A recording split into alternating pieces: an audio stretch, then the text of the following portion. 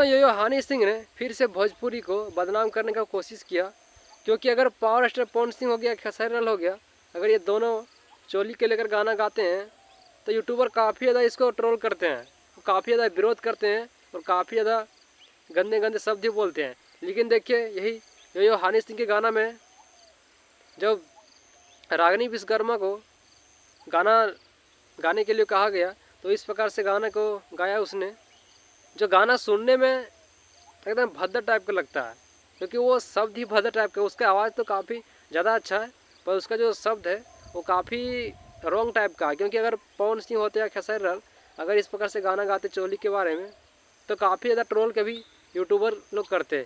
लेकिन आप लोग देख सकते हैं काफ़ी सारा यूट्यूबर है केवल सपोर्ट कर रहे हैं कि हनी सिंह ने एक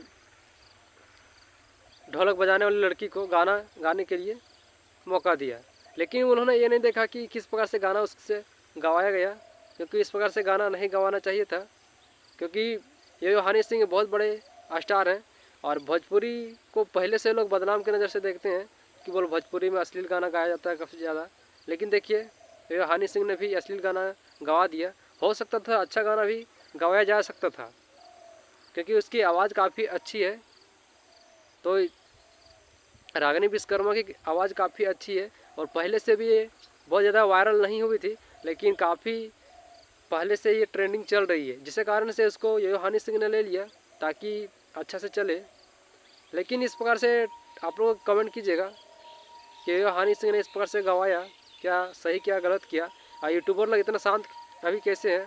अगर पवन खेसारी होते या भोजपुरी में कोई भी कलाकार होते तो उसको काफ़ी ज़्यादा ट्रोल किया जाता अभी यूट्यूब के माध्यम से। लेकिन किसी प्रकार से कोई ट्रोल नहीं करा, बल्कि लोग सपोर्ट कर रहा है कि काफ़ी अच्छा गवाया गया।